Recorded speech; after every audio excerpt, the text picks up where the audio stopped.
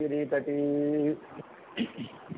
సుప్తముద్బోధ్య కృష్ణం పారార్ధ్యం స్వం శృతిశతస్థిరః సిద్ధమధ్యాపయంతి స్వోచ్ఛిష్టాయాం స్రజినిగళితం యాబలాత్కృత్య భుంక్తే గోదా తస్యై నమ ఇదమిదం భూయ ఏవాస్తు భూయః త్వత్ప్రేయసశ్రవణయోరమృతాయమానాం తుల్యాం త్వదీయమణినూపురసించితానాం గోదే త్వమేవ జనని త్వదభిష్టవార్హాం వాచం ప్రసన్నమధురాం మమ సంవిధేహి. ప్రియ భగవద్బంధులారా, ధనుర్మాస వ్రత ప్రారంభమై నేటికి 8వ రోజు. ఈ 8వ పాసురంలో ఉండేటటువంటి విశేషాన్ని మనం కథావకాశం విందాం. ఆండాళమ్మ వారు 10 పాసురాల్లో 10 మంది గోపికలు నిద్రలేపుతున్నారు అని, అలా నిద్రలేపబడేటటువంటి 10 మంది గోపికలలో 3వ గోపికని ఇవాళ నిద్రలేపుతున్నారు. ఈ 3వ గోపి యొక్క వైభవం, ఈ 3వ గోపిక యొక్క గొప్పతనం ఈ పాసురంలో మనకి తెలియజేస్తున్నారు ఆండాళమ్మ వారు. ఈ పాసురంలో నిద్రలేపబడేటటువంటి గోపిక చాలా గొప్ప వైభవం కలిగినటువంటి గోపిక. ఎంత వైభవం అంటే అందరూ కూడా ఈ అమ్మాయిని ముందు పెట్టుకుని కృష్ణ పరమాత్మని ఆశ్రయించాలి అని అనుకుంటారట.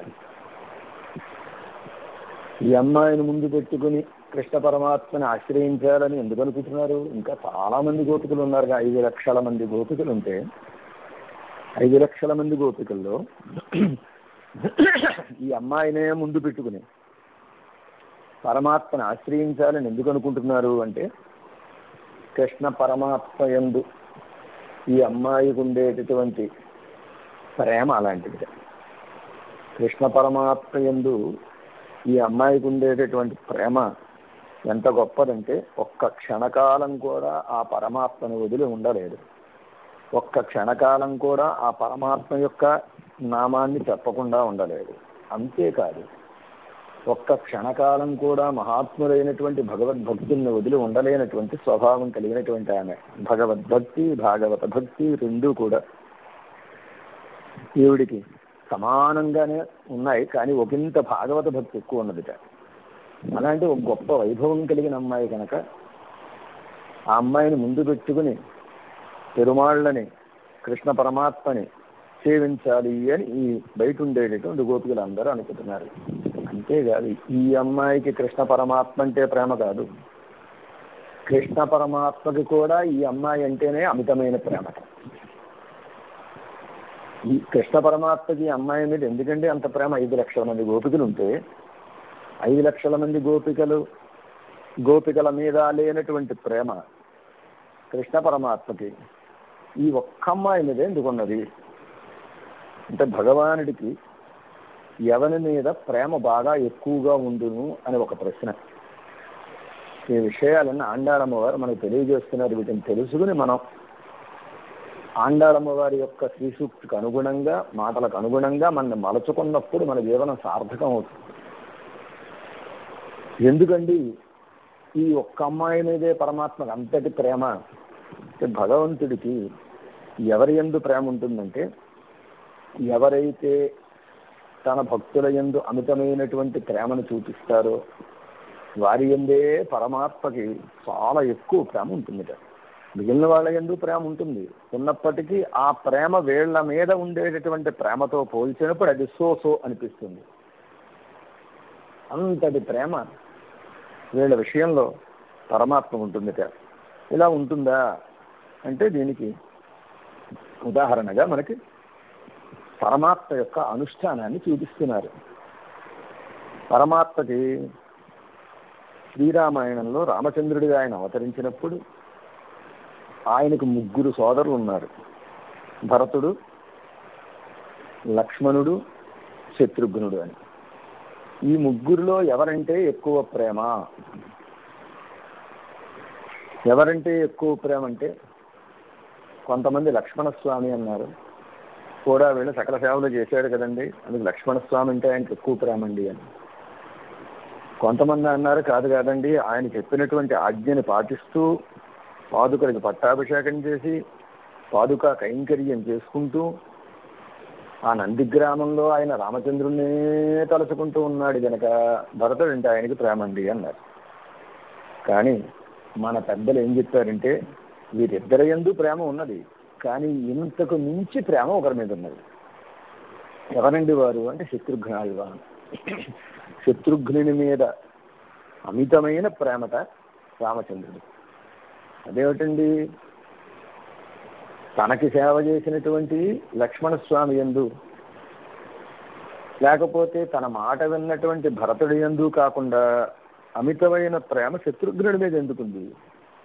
ఎందుకుందంటే శత్రుఘ్నుడు భరతుడి సేవ చేశాడు గనక. తన విషయంలో అత్యంత ప్రేమ కలిగిన, తన ఆజ్ఞని పాటిస్తూ తనకి దూరంగా ఉన్నప్పటికీ నామాన్ని స్మరిస్తూ తనే సర్వస్వం అనుకుంటూ ఉండేటటువంటి భరతుడి విషయంలో శత్రుఘ్నుడికి అమితమైన ప్రేమ ఉండడం చేత శత్రుఘ్నుడి మీద స్వామికి అమితమైన ప్రేమ ఏర్పడింది అని, తనకు ప్రీతిపాత్రుడైన భరతుడిని కంటికి రెప్పలా కాపాడాడు గనక శత్రుఘ్నుడు అంటే రామచంద్రుడికి అమితమైన ప్రేమ అని తెలియజేశారు. పెరుమాళ్ళని సేవించేవారికంటే ఆయన భక్తుల్ని సేవించేవారంటే స్వామికి చాలా ప్రేమ ఎక్కువగా ఉంటుంది, ఆయన ఎక్కువగా వాళ్ళని ప్రేమిస్తాడు అనేటటువంటి విషయాన్ని ఈ పాసురంలో ఉండేటటువంటి కోపిక ద్వారా మనకి తెలియజేస్తున్నారు. అంతేకాకుండా ఆళ్వార్లందరిలో ఎవరంటే పెరుమాళ్ళకి ఎక్కువ ప్రేమ అండి? ఆళ్వార్లు 12 మంది కదా, ఈ 12 మందిలో ఆండాళమ్మ వారు కూడా ఉన్నారు. వాస్తవానికి ఆండాళమ్మ వారి మీద ఎక్కువ ప్రేమ ఉండాలి, ఆండాళమ్మ వారి మీద ప్రేమ ఉన్నది, నమ్మాళ్ళు వారి మీద ఉండాలి, అందరి మీద ప్రేమ ఉంది. కానీ అందరికంటే ఎక్కువ ప్రేమ ఎవరి మీద అంటేట నమ్మాళ్ళు వార్ల శిష్యులైనటువంటి మధుర కవి ఆళ్వార్ల ఎందుకు ప్రేమ ఎక్కువ. ఆయన మీద ఎందుకు ఎక్కువ అండి ప్రేమ అంటే తన విషయంలో తానే సర్వస్వం అనుకున్నటువంటి, అంటే పెరుమాళ్ళే స్వామే తమకు సర్వస్వము అనుకుని స్వామి వైభవాన్నంతా పాసురాల రూపంలో అందించినటువంటి నమ్మాళ్ళు వార్ల విషయంలో ప్రేమ కలిగినటువంటి శత్రుఘ్న మధుర కవి ఆళ్వార్లు అంటే పరమాత్మకు అత్యంత ప్రేమట. అందుకే భగవానుడు మధుర కవి ఆళ్వార్లని తమ గురువు గారైన నమ్మాళ్ళు వార్లకి సకల విధ సేవలు చేసి, నాకు నమ్మాళ్ళు వార్లే దైవం, పెరుమాళ్ళు కూడా నమ్మాళ్ళు వార్ల తర్వాతే అని స్వామిని మధుర కవి ఆళ్వార్లు ఎందుకు సేవించారంటేట తమ గురువు గారైనటువంటి నమ్మాళ్ళు వార్లకి ఆనందం కలుగుతుందని, తమకు ఆనందం కలగడం కోసం పరమాత్మని సేవించలే, తమ గురువు గారైనటువంటి నమ్మాళ్ళు వారు ఎవరైతే ఉన్నారో వారికి ఆనందం కలుగుతుందని స్వామిని సేవించారు అని, వారికి ఆనందం కలుగుతుందని స్వామి యొక్క వైభవాన్ని చెప్పారు అని పెద్దలు చెబుతారు. అందుకే సర్వేశ్వరుడు అనుకున్నట్ట, పరమాత్మ అనుకున్నట్ట, ఇంత గురువు గారి విషయంలో ఇంత ప్రేమ కలిగిన, నా విషయంలో గొప్ప ప్రేమ కలిగినటువంటి, నేనే సర్వస్వం అనుకునేటటువంటి నమ్మాళ్ళు వార్ల విషయంలో ఇంత ప్రేమ కలిగినటువంటి మధుర కవి ఆళ్వార్లకి నేను ఏదో ఒక గిఫ్ట్ ఇవ్వాలి అనుకున్నట్ట. అనుకుని పరమాత్మ ఏం గిఫ్ట్ ఇవ్వాలి అని ఆలోచన చేశాడు.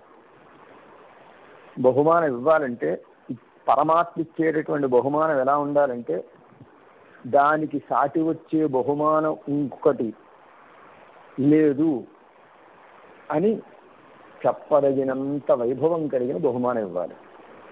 పరమాత్మ దగ్గర లేనిదేముంది, ఆయనకి అన్నీ ఉన్నాయి కదా. ఒక గొప్ప బహుమానాన్ని వజ్రాల హారమో రత్నాల హారమో లేకపోతే ఏదో ఒకటి ఇవ్వచ్చుగా. అలా ఇవ్వకుండా ఆయన ఏమిచ్చాడంటేట సర్వేశ్వరుడు పరమాత్మ దగ్గర ఉండేటటువంటి గొప్ప బహుమానం ఏమిటంటే ఆయన దివ్య దేహమే. ఆయన దేహాన్ని మించినటువంటి గొప్ప విలువైన వస్తువు ఇంకోటి ఆయన దగ్గర లేదు. సర్వేశ్వరుడు మధుర కవియాళ్ళ వాళ్ళకి తన యొక్క దివ్యమంగళ విగ్రహ సౌందర్యాన్ని అంతటిని దర్శింపజేశాక దాన్ని దివ్యమంగళ విగ్రహ సౌందర్యాన్ని మధుర కవియాళ్ళ వాళ్ళకి దర్శనం అనే ఒక బహుమానాన్ని ఇచ్చాక. అదేమిటండి అలా ఉంటుందా అంటే, మనం కూడా మన బంధువులు ఎవరైనా ఏదైనా ఒక ఫంక్షన్ జరుపుకుంటే ఆ ఫంక్షన్లో వారికి తిరుమల దర్శనం విఐపి దర్శనం టిక్కెట్లు బహుమానంగా ఇచ్చామనుకోండి, తిరుమల దర్శనాన్ని దానికి సంబంధించిన L1 L2 దర్శన టిక్కెట్లు మనం ఫ్రీగా ఇచ్చామనుకోండి, వాళ్ళు ఏమంటారు, ఎంత ఆనందాన్ని పొందుతారు, ఇదే విలువైన బహుమానం అనుకుంటారు. అలాగే సర్వేశ్వరుడు మధుర కవియాళ్ళ వాళ్ళకి తన యొక్క దివ్యమంగళ విగ్రహ సౌందర్యాన్ని అంతటినీ తన దర్శనమనే ఒక బహుమానాన్ని, తన సౌందర్య దర్శనమనే ఒక బహుమానాన్ని మధుర కవియాళ్ళ వాళ్ళకి ఇచ్చారు అని భగవద్భక్తుల విషయంలో కంటే భగవద్భక్తుల్ని ప్రేమించేటటువంటి వారి విషయంలో పరమాత్మకు అంతటి ప్రేమ ఉంటుంది అని.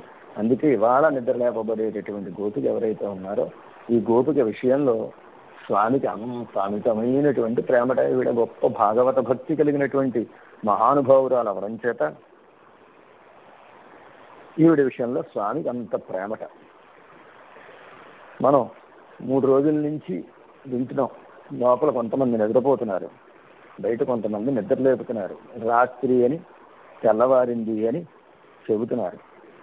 అసలు రాత్రి అంటే ఏమిటి, పగలంటే ఏమిటి అంటే, రాత్రి అనగా చీకటితో కూడినటువంటి సమయం. చీకటితో కూడినటువంటి సమయంలో వస్తువులు ఏవి కనపడవు. పగలంటే అన్ని వస్తువులు కనపడతాయి. మనం పెట్టిన వస్తువైనా రాత్రిలో కనపడదు. అంటే మనకి కనపడని, మనకి తెలియని విషయాలు ఏవైతే ఉన్నాయో ఆ విషయాలకి రాత్రి అని పేరు. మనకు తెలిసిన, మనకు కనపడే, కంటికి కనపడే విషయాలు ఏవైతే ఉన్నాయో ఆ విషయాలకి పగలు అని పేరు. పరమాత్మ భగవద్గీతలో దీన్ని రాత్రి అనగా ఏమిటో, ఎవరికి ఏది రాత్రో ఒక శ్లోకంలో తెలియజేశాడు. యా నిశా సర్వభూతానాం తస్యాం జాగర్తి సంయమీ యస్యాం జాగ్రతి భూతాని సా నిశా పశ్యతో మునే. యా నిశా సర్వభూతానాం, సర్వభూతానం అంటే అన్ని ప్రాణులకి కూడా ఏ రాత్రి, ఏది రాత్రియో అన్నారు. ఏది రాత్రి అంటే వస్తువు కనపడనటువంటిది రాత్రి. సంసారులందరికీ సంసారానికి సంబంధించిన విషయాలన్నీ తెలుస్తాయి, కానీ ఆత్మస్వరూపము, భగవత్ స్వరూపము ఈ రెండు తెలియవు. అలాంటి ఆత్మస్వరూప, భగవత్ స్వరూప జ్ఞానం లేనటువంటి వ్యక్తులు ఎవరైతే ఉన్నారో వారికి ఆ ఆత్మ జ్ఞానము, పరమాత్మ జ్ఞానము అనేటటువంటివి రెండు రాత్రిగా ఉంటాయి. వాళ్ళకి ఆ రెండు వాళ్ళకి తెలియవు. కానీ ఈ రెండు విషయాల్లో సంసారులు అందరూ నిద్రపోతూ ఉంటారు. ఈ రెండు విషయాల్లో, ఆత్మజ్ఞాన విషయంలో, పరమాత్మ జ్ఞాన విషయంలో.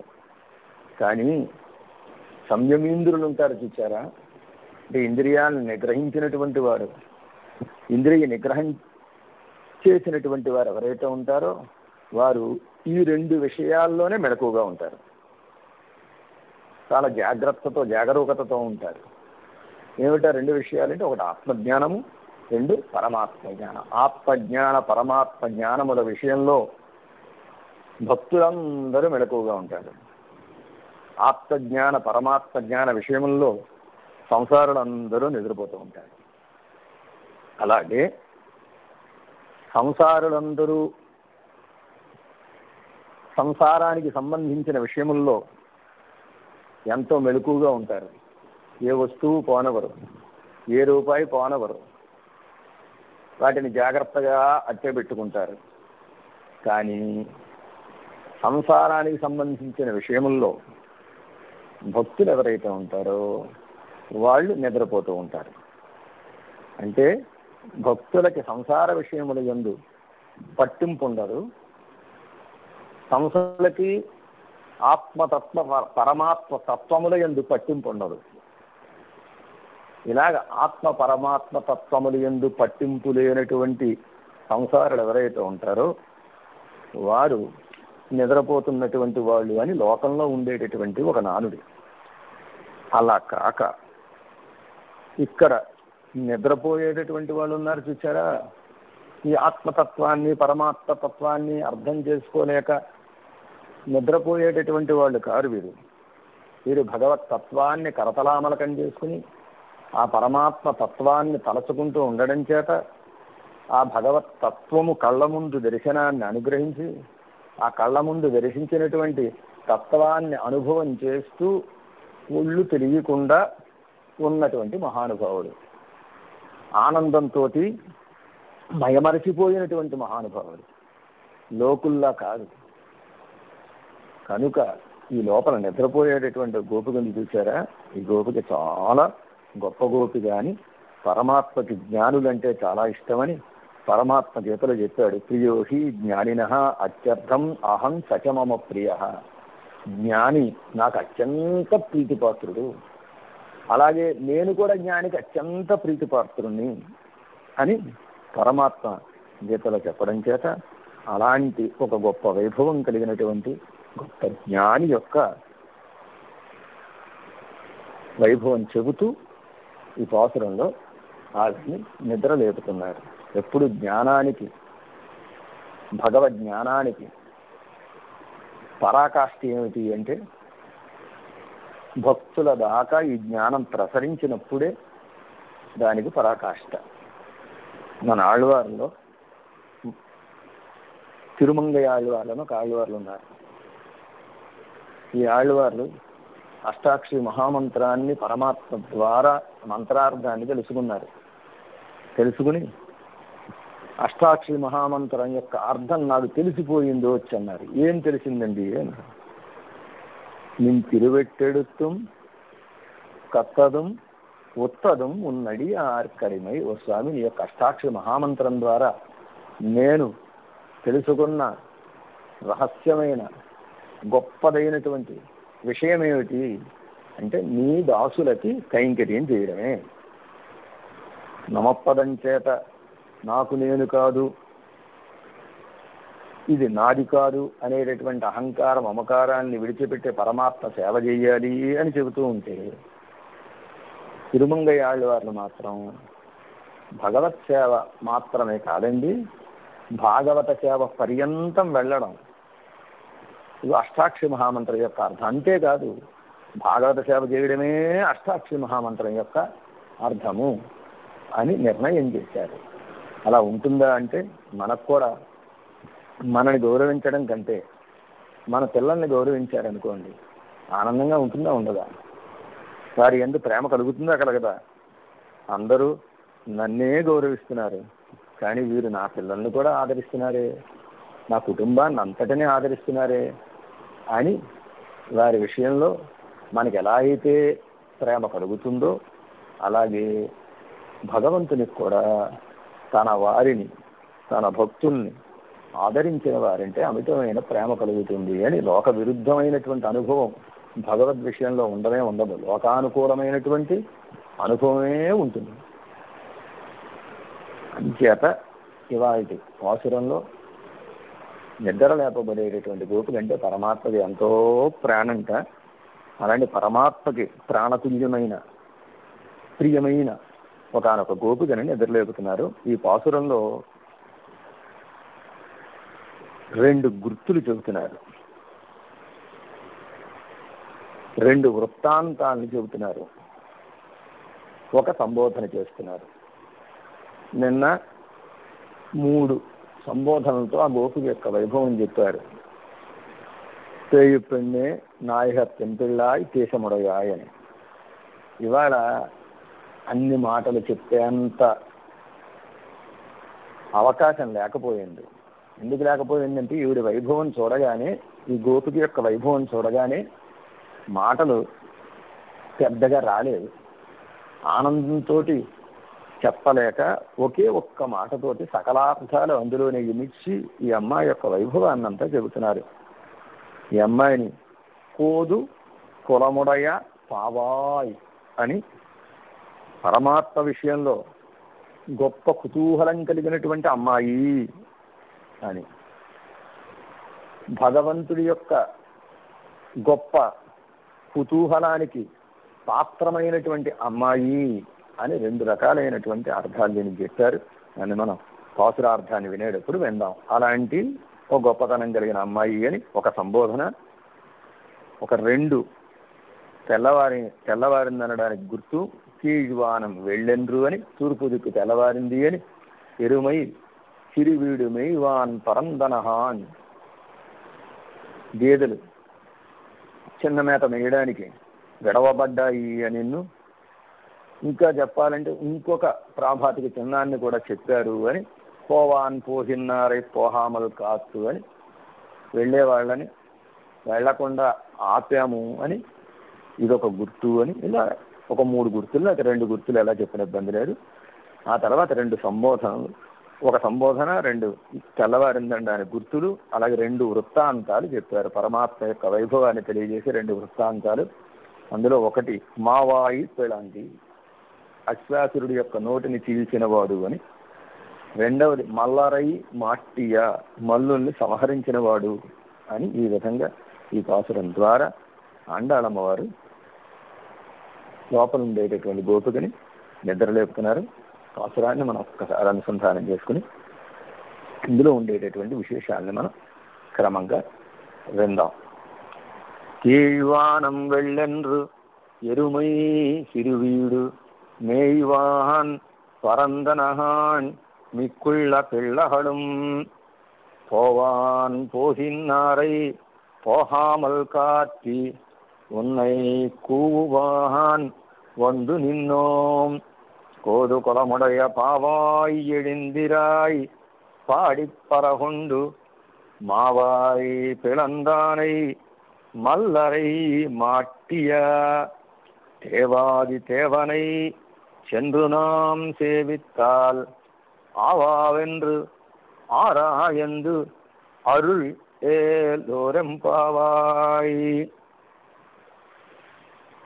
ఈ లోపల నిద్రపోయేటటువంటి గోపిక బయట వచ్చినటువంటి గోపికల్ని తెల్లవారిందనడానికి గుర్తు చెప్పండి అని అడిగింది. అడిగితే వీళ్ళు చెబుతున్నారు. ఏం చెప్తున్నారు? కీష్ వానం వెళ్ళెండ్రు. కీజ్ అంటే తూర్పు దిక్కు, కిഴక్కు దిక్కు అని. అక్కీ వానం, వానం అంటే ఆకాశం. తూర్పు దిక్కున ఆకాశం తెల్లబడింది అంటే తూర్పు తెల్లవారింది అని అర్థం. తూర్పు తెల్లవారింది అని మొట్టమొదటి ప్రాభాతిక చిహ్నాన్ని వీడు చెప్పింది. తెల్లవారింది అని ఒక గుర్తు చెప్పింది. చెప్పగానే ఈ లోపల ఉండేటటువంటి గోపికండి తూర్పు తెల్లవారనే లేదు. తెల్లవారలేకపోవడం ఏమిటండి? తూర్పు తెల్లవారింది కాదు, వెలుగు కనపడుతుంటే తెల్లగా అయిపోయింది తూర్పు దిక్కు, కనపడుతుంటే తెల్లవారలేదని అంటావేంటి నువ్వు అని బయట వారు అన్నారు. ఏం లేదు, మీరు ఎలాంటి వారు? చంద్రబింబం లాంటి ముఖాలు కలిగినటువంటి వారు. మదిముఖ మడందయ్యరని, మది అంటే చంద్రుడు, చంద్రుడు లాంటి ముఖం కలిగినటువంటి అందమైనటువంటి స్త్రీలు వీళ్ళందరూ, ఈ గోపికలందరూ చంద్రబింబం లాంటి ముఖాలు కలిగిన వాళ్ళే. చంద్రబింబం లాంటి ముఖాలు కలిగినటువంటి మీరు తెల్లారిందా లేదా అని చూడడం కోసం తూర్పు దిక్కుకు తిరిగారు. మొత్తం ఎంతమంది? 5 లక్షల మంది కదా గోపికలు. మొత్తం అందరూ తూర్పు దిక్కుకు తిరగడం చేత మీ ముఖంలో ఉండేటటువంటి తేజస్సు ఏదైతే ఉందో, కాంతి ఏదైతే ఉందో, ఆ కాంతి తూర్పు దిక్కు అంతా వ్యాపించింది. వ్యాపించడం చేత మీకు ఎలా కనపడుతోంది? తెల్లవారినట్టుగా కనపడుతోంది. ఆ తెల్లవారినట్టుగా కనపడేటటువంటి తెల్లదనం ఉంది చూసారా, ఆ తెల్లదనం మీ ముఖ కాంతి తప్ప వేరొకటి కాదు అని లోపల ఉండేటటువంటి అమ్మాయి ఒక అద్భుతమైనటువంటి వాదన చేసింది కనుక. వాదన చేస్తే వీళ్ళు వెంటనే తెల్లవారిందనడానికి రెండో గుర్తును కూడా చెబుతున్నారన్నమాట. తూర్పు ఏమిటి, తెల్లవారడం ఏమిటి అంటే, ఎప్పుడైతే మనకి సత్వగుణం ఆవిర్భవిస్తుందో, సత్వగుణం ఆవిర్భవిస్తే అది తెల్లారనట్లు లెక్క. మన జీవితంలో ఏనాడైతే భగవంతుడి వైపు మనం మరలుతామో, ఏనాడైతే పెద్దల సేవకు మనం ఉపక్రమిస్తామో, ఏనాడైతే ఆచార్యుల్ని ఆశ్రయించడానికి మనం భాగ్యం పొందుతామో, దానికి తెల్లవారడం అని పేరు. తూర్పు తెల్లవారడం, బ్రతుకు తెల్లవారడం. బ్రతుకు తెల్లవారడం అంటే తెల్లదనం సాత్వికమైనటువంటి జ్ఞానానికి గుర్తు. ప్రకృతిలో ఉండేటటువంటి ప్రతి జీవుడు కూడా సత్వము, రజస్సు, తమస్సు అనేటటువంటి 3 గుణాలతోటి ఉంటాడు. అంటే పరమాత్మ ఏం చేశాడంటే, జడ వేసేటప్పుడు చూడండి 3 పాయలు ఎలా అయితే తీస్తారో, అలాగే పరమాత్మ కూడా ఈ ప్రకృతిని 3 గుణాలతోటి ఏర్పాటు చేశాడు. ప్రతి జీవుడికి 3 గుణాలు ఉంటాయి. ఆయన పరమసాత్వికుడండి అంటే సాత్విక గుణం, సత్వగుణం కొంచెం ఎక్కువగా ఉంది. అలా అని రజోగుణం తమోగుణం లేవని అర్థం కాదు. రజోగుణం పాలు తక్కువగా ఉంది, తమోగుణం పాలు తక్కువగా ఉంది.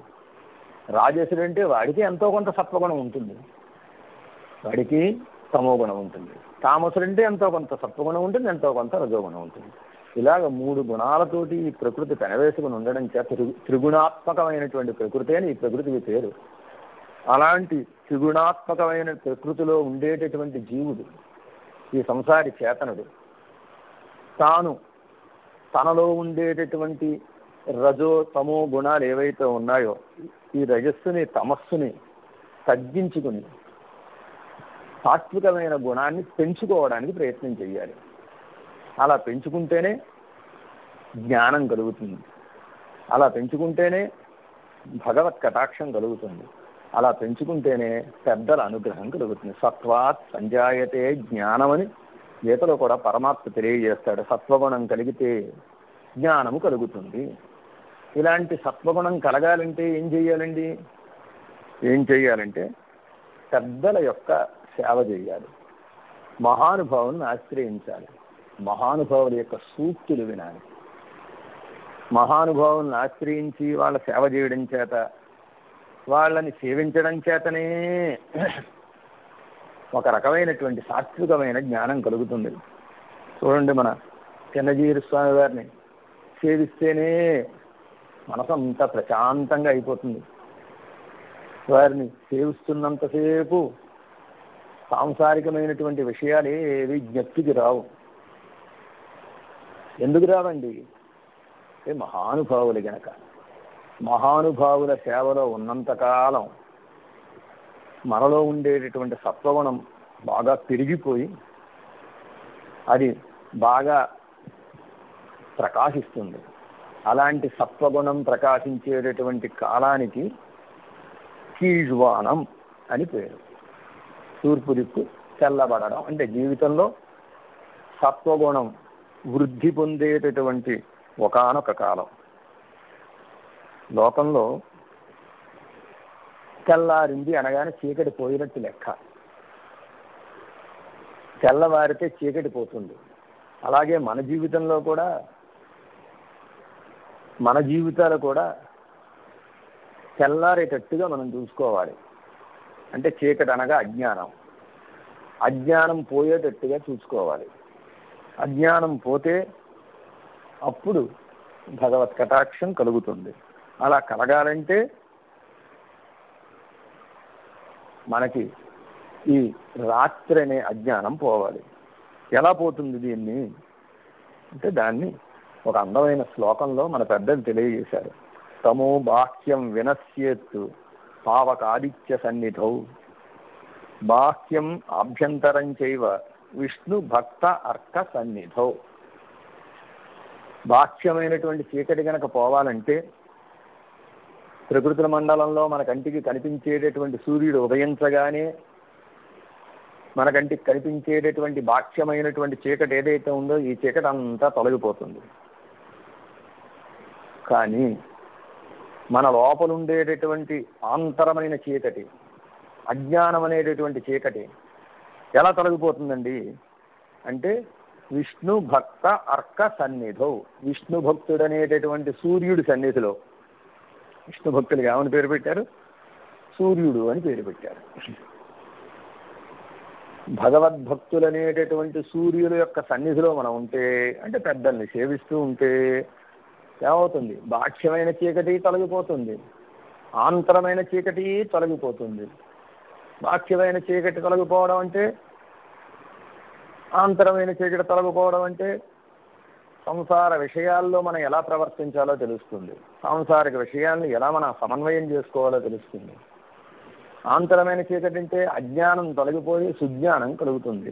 తిరుమాళ్ళ విషయంలో, పెద్దల విషయంలో, ఆచార్యుల విషయంలో మనం ప్రవర్తించవలసినటువంటి విధానం తెలుస్తుంది.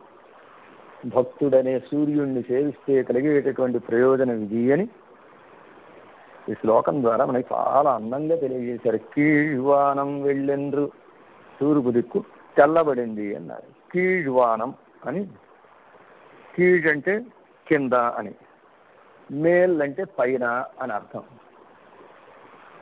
వానం అంటే ఆకాశం అని ఒక అర్థం, మేఘం అని ఒక అర్థం. కీழ்వానం, వానం అనేటటువంటి పదానికి మేఘం అనేటటువంటి ఒక అర్థాన్ని మనం భావన చేసినప్పుడు కీழ்వానం వెళ్ళెండ్రు అన్నారు, తెల్లబడింది అన్నారు. కిందుండేటటువంటి మేఘం ఏమిటి? పైనుండేటటువంటి మేఘం ఏమిటి? కింద మేఘం అనడం చేత పై మేఘం ఒకటి ఉందని అర్థం వస్తుంది. పైనుండే మేఘం ఏమిటి అంటే పైనుండేటటువంటి మేఘానికి పరమాత్మ అని పేరు, కిందుండే మేఘానికి ఆచార్యుడు అని పేరు. పరమాత్మ అనేటటువంటి మేఘం వైకుంఠంలో ఉంటుంది, ఆచార్యులు అనేటటువంటి మేఘం మనకి దగ్గరలో, మన కళ్ళ ముందే, మనకు అందుబాటులో, ఈ భూమండలం మీదే, ఈ లీలా విభూతిలోనే ఉంటుంది. నిత్య విభూతి అనే పరమపదంలో ఉండే మేఘం పరమాత్మ అయితే, లీలా విభూతి అనేటటువంటి ఈ సంసార మండలంలో ఉండేటటువంటి మేఘం ఆచార్యుడు. ఆ మేఘానికి ఈ మేఘానికి తేడా ఏమిటంటే పైనుండేటటువంటి మేఘం మనకు అందుబాటులో లేకుండా దూరంగా, కంటికి కూడా కనిపించనంతటి దూరంగా ఉంటుంది. ఈ మేఘం ఉంది చూచారా, ఈ మేఘం మన కంటికి కనపడుతూ, మనకు అందుబాటులో ఉంటూ, మనకు ఉండేటటువంటి ఆర్తి ఏదైతే ఉందో ఆర్తినంతా తొలగిస్తుంది. పరమాత్మ అనేటటువంటి మేఘం మన ఆర్తిని తొలగించదు. ఆర్తిని తొలగించాలంటే, ఆర్తి అంటే మనకు కలిగేటటువంటి సందేహాలు, ఈ సందేహాలు భగవంతుడనే మేఘం తొలగించదు. కానీ ఈ మేఘం ఉంది చూచారా, ఆచార్యులు అనేటటువంటి మేఘం మనకు కలిగినటువంటి సందేహాలన్నిటినీ తొలగిస్తుంది.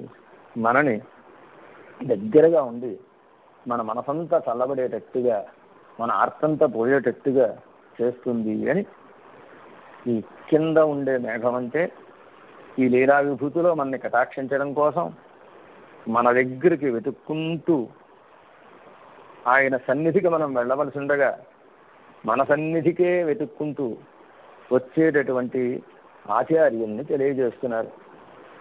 చూడండి, మనం వెళ్ళి సేవించవలసి ఉండగా ఆచార్య సార్వభౌములైనటువంటి చిన్నజీవి స్వామి గారు మనని వెతుక్కుంటూనే మన దగ్గరికి వచ్చి ఏదో ఒక వంక పెట్టుకుని మన వెతుక్కుంటూ మన దగ్గరికి వచ్చి తమ యొక్క శ్రీ సూక్తి వర్షం చేత తడిపేస్తున్నారు.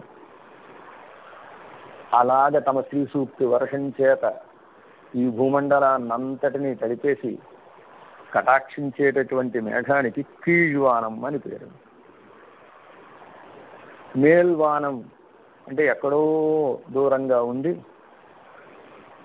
అప్పుడప్పుడు వర్షాన్ని కురిపించి తమ దయానే వర్షాన్ని యోగ్యతలను పరిశీలించి కురిపించేటటువంటి మేఘానికి మేల్వానం అని, పరమాత్మ అని పేరు. ఈ కీழ்వానం వెళ్ళెందు తూర్పు దిక్కు తెల్లబడింది లేదా తెల్లవారింది అనడం చేత సూర్యోదయం సూచింపబడుతోంది. ఎప్పుడు తెల్లవారుతుంది? సూర్యోదయం అయితే తెల్లవారుతుంది. సూర్యోదయం సూచింపబడుతోంది. మనకి 5 సూర్యులు ఉంటారు అని ద్వాదశాదిత్యుల్ని విన్నాం, కానీ ఈ పంచాదిత్యుల్ని మేము వినలేదండి అంటే, మన పెద్దలు ద్వాదశాదిత్యులు ఎలాగూ ఉంటారు. ఈ 5 సూర్యులు మనకి లోకంలో ఉండేటటువంటి అజ్ఞానం అనేటటువంటి అంధకారాన్ని తొలగించడానికి వచ్చారు. అలా వచ్చినటువంటి 5 సూర్యుల్లో మొదటి 4 సూర్యులు కొంతవరకు తొలగిస్తే చివరిగా వచ్చినటువంటి 5వ సూర్యుడు చీకటిని పరిపూర్ణంగా, అజ్ఞానం అనే చీకటిని పరిపూర్ణంగా తొలగించారు అని పెద్దలు చెబుతున్నారు. ఎవరండి ఆ సూర్యులు 5 ఎవరండి అంటే, ఒకటి రామదివాకరుడు, శ్రీరామచంద్రుడు అనేటటువంటి సూర్యుడు. రామదివాకర అని ఆ రామచంద్రుని గురించి వాల్మీకి మహర్షి తెలియజేశాడు. ఆయన ఒకడు. రెండవ సూర్యుడు ఎవరంటే మన కృష్ణ పరమాత్మ అచ్యుత భానుడు, రెండవ సూర్యుడు. మూడవ సూర్యుడు ఎవరంటే వకుల భూషణ భాస్కరుడు, నమ్మాళ్ళు వార్లు అనేటటువంటి సూర్యుడు. 4వ సూర్యుడు ఎవరంటే కవిల్ లోక దివాకరం అని కవిలోక దివాకరులైనటువంటి తిరుమంగయ్య ఆళ్వార్లు అనేటటువంటి ఒక సూర్యుడు. చివరిగా అవతరించిన 5వ సూర్యుడు ఎవరంటే రామానుజ దివాకరుడు. ఇలాంటి 5 సూర్యులు ఈ లోకంలో ఉండేటటువంటి అజ్ఞానం అనేటటువంటి చీకటిని తొలగించడానికి ఆవిర్భవించారట, అవతరించారు. అలా అవతరించినటువంటి మొట్టమొదటి సూర్యుడు రామదివాకరుడు. శ్రీరామచంద్రుడిగా పరమాత్మ ఈ లోకంలోకి అవతరించి తన యొక్క ఆచరణ ద్వారా, తన యొక్క అనుష్ఠానం ద్వారా లోకమంతా దిద్దుబాటు చెయ్యాలి అని తాను ఉన్న చోట ఉండక రాజ్యాన్ని కూడా వదిలి లోకమంతా తిరిగి తన యొక్క పాదాలతోటి లోకమంతా తిరిగి లోకంలో ఉండే అజ్ఞానం అనేటటువంటి చీకటిని తొలగించి సుజ్ఞానాన్ని కలిగించాలి అని పరమాత్మ ఎంతగానో ప్రయత్నం చేశాడు. ప్రయత్నం చేస్తే ఆయన ప్రయత్నం కొంతమందికే సఫలమైందిట, కొంతమందే బాగుపడ్డారు. రామావతార కాలంలో రామచంద్రుడు చివరిగా తాను పరమపదానికి వేయించేసేటప్పుడు మొత్తం అందరినీ పరమపదానికి తీసుకుపోయాడు అని ఆళ్ళవారు తమ యొక్క పాసురాల్లో అందు చరాచరంగళై వైహుందత్తేత్తి అని కులశేఖర ఆళ్ళవారు చెబుతారు. అప్పుడు అంటే పరమాత్మ పరమపదానికి వెళ్ళేటప్పుడు చరాచరాన్ని చరమని అచరమని తేడా లేకుండా చరాచరాలన్నిటినీ వైకుంఠానికి తీసుకుపోయాడు. పుల్లెరుంబాది ఒన్నిండియే నత్పాల్ అయోధ్యలు వాడు చరాచరం మొత్తం నాన్మోహనాథ్ కత్తనాత్తుడే అని అయోధ్యలో ఉండేటటువంటి గడ్డి పరకతో సహా కటాక్షించేశాడు అని చెబుతారు. నిజంగా పరమాత్మ యొక్క కటాక్షం గనక అందరూ పొందితే, ఈ లోకంలో ఉన్న వాళ్ళందరూ పొందితే, అయోధ్యలో ఉన్నవాళ్ళు పొందారని చెప్పారు, లోకంలో ఉన్న వాళ్ళందరూ పొందలేదు. లోకంలో ఉన్న వాళ్ళందరూ పొందితే మరలా ఆయన అవతరించవలసిన అగత్యం ఏమొచ్చేది? అగత్యం ఏర్పడేదా? ఏర్పడేది కాదు. మరలా ఆయన కృష్ణ పరమాత్మగా అవతరించాడు. మొట్టమొదట అవతరించినటువంటి ఉదయించినటువంటి సూర్యుడు రామదివాకరుడు. రెండవసారి ఉదయించినటువంటి 2వ సూర్యుడు కృష్ణ భానుడు, అచ్యుత భానుడు. తతోఖిల జగత్పద్మ బోధాయ అచ్యుత భానునా దేవకీ పూర్వ సంఖ్యాయాం ఆవిర్భూతం మహాత్మనామని ఆ కృష్ణ పరమాత్మ యొక్క వైభవాన్ని చెబుతూ దేవకీదేవి అనేటటువంటి పూర్వ సంఖ్యలో తూర్పు దిక్కులో ఆవిర్భవించినటువంటి అచ్యుతుడనేటటువంటి సూర్యుడే కృష్ణ పరమాత్మ అని అచ్యుత భానుడిగా ఆయన చెప్పారు. ఆయన రామదివాకరుడు ఆచరించి చూపించాడు, అచ్యుత భానుడు ఉపదేశం చేసి చూపించాడు. ఆచరిస్తే చూచి నేర్చుకునే అంతటి తెలివి తక్కువ వాళ్ళు కారు వీరని, ఉపదేశం చేస్తే తెలుసుకుంటారేమో అని తాను గీతోపదేశం చేయడం ద్వారా అన్ని విషయాలు మనకు తెలిసేటట్టుగా, మనలో ఉండేటటువంటి అజ్ఞానం అంతా తొలగిపోయేటట్టుగా ఆయన ఎంతగానో కృషి చేశాడు. అయినా కృష్ణ భానుడు ఉదయించిన ఈ అజ్ఞానం అనేటటువంటి చీకటి పరిపూర్ణంగా తొలగలేదు. కొంత తొలగింది. కొంతమంది ఆయనను ఆశ్రయించి అర్జునుడు మొదలైనటువంటి వాళ్ళు కొంతమంది బాగుపడ్డారు. అందరూ బాగుపడాలి. అందుకు భగవానుడు ఏం చేశాడంటే లోకాన్నంతా మనం బాగు చెయ్యాలి అంటే ఇంకో సూర్యుడిని ఉదయింపజేస్తే ఈ అజ్ఞానం అంతా తొలగిపోతుంది అని తన వల్ల కాని దాన్ని తన వారి ద్వారా పూర్తి చేసేటటువంటి వ్యక్తిలాగా సర్వేశ్వరుడు నమ్మాళ్ళవార్లు అనేటటువంటి ఒక సూర్యుడిని అవతరింపజేశారు. వీరికి వకుల భూషణ భాస్కరులు అని పేరు. అంటే పొగడ పూల మాలని ఆభరణంగా ధరించినటువంటి సూర్యుడు ఈయన. ఈ నమ్మాళ్ళవార్లు అనేటటువంటి సూర్యుడు అవతరించి పరమాత్మకి సూర్యుడికి సహస్రకిరణుడు అని పేరు. 1000 కిరణాలు కలిగిన వాడు అని, లేదా లెక్కకు లేనన్ని కిరణాలు కలిగిన వాడని. అలాంటి 1000 కిరణాలు కలిగినటువంటి సూర్యుడు వలె నమ్మాళ్ళవార్లు సూర్యుడికి ఎలా అయితే 1000 కిరణాలు ఉంటాయో అలాగే వీరు తిరువాయుముడు అనే దివ్య ప్రబంధం ద్వారా 1000 పాసురాల్ని అందించారు. ఆ 1000 కిరణాల ద్వారా 1102 పాసురాలనే 1102 కిరణాల ద్వారా లోకంలో ఉండేటటువంటి అజ్ఞానాన్ని అంతా తొలగించడం కోసం ఈ నమ్మాళ్ళవారు కృషి చేసి పరమాత్మ యొక్క వైభవాన్ని అంతా లోకమంతా ప్రచారం చేశారు. ఊరున్నాడు ఉలగముందు అన్నపోల అవునడే పేరును తారుగడమే పెదర్తి కర్పువానెడది అని లోకమంతా ఆ పరమాత్మ యొక్క నామాలు చెప్పేట్టుగా ఆ పరమాత్మ యొక్క వైభవాన్ని తలచుకునేటట్టుగా నేర్పినటువంటి మహానుభావులు నమ్మాళ్ళు వార్లుట. అలా నమ్మాళ్ళు వార్లు అవతరించినప్పటికీ లోకంలో ఉండే అజ్ఞానం పరిపూర్ణంగా తొలగిపోలేదుట. తొలగిపోకపోతే మళ్ళీ సర్వేశ్వరుడు ఏం చేశారంటే తిరుమంగయ్య ఆళ్వార్ అనేటటువంటి ఒక ఆళ్వార్లను అవతరింపజేశారు. కవిలోక దివాకరులు అని వీరికి పేరు. ఈయన కవులందరికీ సూర్యుడు. ఈయన గొప్పతనం ఏమిటండి? ఈ తిరుమంగయ్య ఆళ్వార్లు అనేటటువంటి మహానుభావులు ఈయన కూడా నమ్మాళ్ళవారు 4 గ్రంథాలను అందిస్తే ఇంకొక 2 గ్రంథాలు ఎక్కువగా 6 గ్రంథాలని వీరు అందించి తమ గ్రంథాల ద్వారా ఆ గ్రంథాలలో తాను చెప్పినటువంటి విషయాల ద్వారా లోకంలో ఉండేటువంటి బాహ్యమైనటువంటి అంధకారాన్ని తొలగించడానికి ప్రయత్నం చేశారు. చేసిన అంధకారం తొలగింది కానీ పూర్తిగా తొలగల.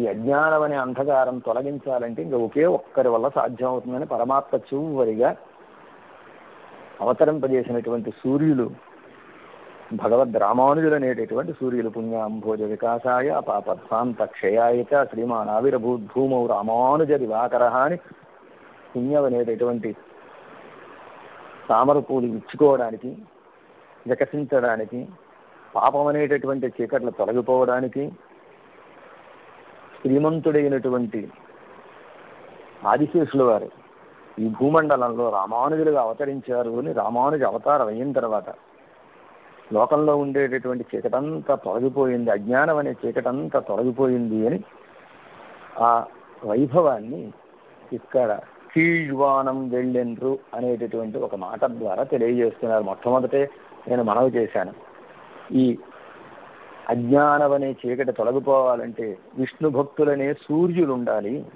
విష్ణు భక్తులు అనేటటువంటి సూర్యుల యొక్క సాన్నిధ్యం గనక మనకుంటే అజ్ఞానం అంతా తొలగిపోతుంది అని ఈ విషయాన్ని ఆండాళమ్మ వారు కీళ్వానం వెళ్ళెండ్రు అనేటటువంటి ఒక మాట ద్వారా మనకి తెలియజేస్తున్నారు.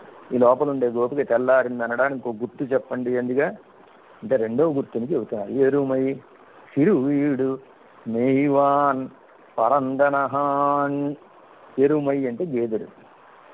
ఏమండి ఎరుమై అని గేదెలు చెబుతున్నారు ఏమిటి? నందగోపుడికి గోవులే తప్ప గేదెలు కూడా ఉన్నాయా? గోవులే ఉన్నాయనుకుంటున్నాం అంటే కాదండి, నందగోపుడికి 3 గుంపులు ఉన్నాయి అని వ్యాఖ్యానంలో పెద్దలు ఈ సందేహాన్ని తీర్చారు. మనం అడగకుండానే వారు వ్యాఖ్యానం చేసి పెట్టారు. నందగోపుడికి 3 గుంపులు ఉన్నాయట. ఏమిటండి ఆ గుంపులు అంటే? ఒకటి గోవుల సమూహం, 3 సమూహాలు. ఒకటి గోవుల సమూహం, 2 గేదెల సమూహం, 3 మేకల సమూహం. ఈ విధంగా గొల్లలు కదా 3 ఉన్నాయి అని ఎరుమై గేదెలు, సిరువీడు మేయివాన్ పరందనహాన్. పచ్చిక మేత అని మంచు మేత అని ఉంటుంది. ఆ మంచు మేత మేయడానికి మైదానం అంతా వ్యాపించాయి అన్నారు. అంటే గొల్లలు ఏం చేస్తారంటే పాలు తీసిన తర్వాత ఈ గోవులు కానివ్వండి, లేకపోతే గేదెలు కానివ్వండి ఏవైతే ఉన్నాయి వీటిని తమ ఇంటి బయట ఉండే మైదానాల్లో వదులుతారట. ఆ మైదానాల్లో అవి తిరుగుతూ ఆ పచ్చికని మేస్తాయి. దీనికి మంచు మేత అని పేరు. ఆ తర్వాత వీరు సద్దన్నం మూట కట్టుకుని కొంచెం ఎండెక్కిన తర్వాత 8 గంటలకి వీటన్నిటినీ పశువులన్నిటినీ తోలుకొని అరణ్యంలోకి వెళ్ళిపోతారు. దానికి పెద్ద మేత అని పేరు, దీనికి మంచు మేత అని పేరు. అలాగా గేదెలన్నీ మంచు మేతకి మైదానంలో వ్యాపించున్నాయి అని ఈ బయట ఉండేటటువంటి గోపికలు చెప్పారు. చెప్పగానే లోపల ఉండే గోపికంది, తూర్పు దిక్కు తెల్లవారను లేదు, గేదెలు మైదానంలోకి రాను లేదు. ఏమిటమ్మా కనపడుతుంటే, కళ్ళెదుట కనపడుతుంటే లేదని చెబుతున్నావు ఏమిటి అన్నారు. ఏం లేదర్రా, నీ ముఖాల్లో ఉండే కాంతే తూర్పు దిక్కు వెళ్ళి తూర్పు దిక్కంతా తెల్లవారినట్టుగా ఒక భ్రమను మీకు కలిగిస్తోంది అని చెప్పాను కదా. అవును చెప్పావు, అది నిజమేమిటి అన్నది బయట ఉండే గోపికలు. నిజమే, నీ ముఖంలో ఉండేటటువంటి కాంతి తూర్పు దిక్కుకి వ్యాపించడం చేత తూర్పు దిక్కున దట్టంగా ఉండేటటువంటి చీకట్లన్నీ ముద్దలుగా వెళ్ళిపోతున్నాయి. అలా వెళ్ళిపోయేటటువంటి చీకట్లను చూసి మీరేమనుకుంటున్నారు? గేదెలు అనుకుంటున్నారు. గేదెలు నల్లగానే ఉంటాయి, చీకట్లోనూ అలాగానే ఉంటాయి.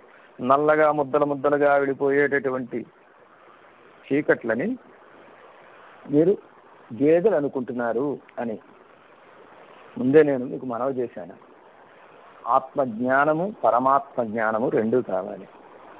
ఈ ఆత్మజ్ఞానం పరమాత్మ జ్ఞానం ఎలా కలగాలంటే యథార్థమైనటువంటిది ఇదిలో కలగాలి. ఆత్మ యాథాత్మ్య జ్ఞానము, భగవత్ యాథాత్మ్య జ్ఞానము అంటారు. అంటే యథార్థమైనటువంటి రీతిలో కలగడం అంటే ఆ తత్వ విషయంలో ఎటువంటి భ్రమకి అవకాశం లేకుండా, ఎటువంటి విపర్యానికి అవకాశం లేకుండా కలగాలి. ఇక్కడ లోపల ఉండేటటువంటి గోపిక బయట ఉండేటటువంటి గోపికల్ని కొంచెం వేళాకుళం చేస్తున్నట్టుగా వీళ్ళకి అన్యథా జ్ఞానం విపరీత జ్ఞానం అనేటటువంటి 2 లోపాలని వీళ్ళ జ్ఞానంలో చూపిస్తోంది. అన్యథా జ్ఞానం, విపరీత జ్ఞానం. అజ్ఞానం అంటే తెలియకపోవడం, అన్యథా జ్ఞానం అంటే విషయం తెలుస్తుంది కానీ తెలిసినటువంటి విషయం సరిగ్గా తెలియదు. విపరీత జ్ఞానం అన్నా అంతే. ఏమిటండి అన్యథా జ్ఞానం అంటే? అన్యథా జ్ఞానం అంటే ధర్మ విపర్యాసం అన్నారు. విపరీత జ్ఞానం అంటే ధర్మి విపర్యాసం. అన్యథా జ్ఞానం అనగా మీకు బాగా అర్థం అవడానికి నేను చెప్తాను. ఒక గోవు ఉన్నది. గోవుకు ఉండేటటువంటి ప్రధానమైనటువంటి లక్షణం ఏమిటంటే గంగడోరు కలిగి ఉండడం, అలాగే కొమ్ములు కలిగి ఉండడం, 4 కాళ్ళు కలిగి ఉండడం. ప్రధానమైన లక్షణం గంగడోలు కలిగి ఉండడం. మిగిలినటువంటి లక్షణాలు తెల్లగా ఉండడం, కొమ్ములు కలిగి ఉండడం, మూపురం కలిగి ఉండడం, పొదుగు కలిగి ఉండడం, తోక కలిగి ఉండడం, ఇవన్నీ సామాన్యమైనటువంటి లక్షణాలు. వీటికి ధర్మములు అని పేరు. ఈ ధర్మాలని వేరుగా భావన చేయడం ఏదైతే ఉందో దానికి అన్యథా జ్ఞానం అని పేరు. గోవుని గుర్తుపెట్టాడు, అది గోవు అన్నది గుర్తుపెట్టాడు, కానీ తెల్లగా ఉండేటటువంటి గోవుని నల్లగా ఉంది అని చెబుతున్నాడు. ఈ తెల్లగా ఉండడం అనేది ఆ గోవు యొక్క ధర్మం. ఆ గోవు యొక్క ధర్మమైనటువంటి తెల్లదనాన్ని చూచి ఏం చెబుతున్నారు? నల్లగా ఉంది అని చెబుతున్నారు. ధర్మం మారింది. ధర్మం అదే. ధర్మం అంటే గోవు, ధర్మం అంటే గోవుకుండే లక్షణాలు. ధర్మిగా ఉండేటటువంటి గోవుని కరెక్ట్గానే గమనించాడు, గుర్తుపట్టాడు, కానీ ధర్మాలు మారాయి.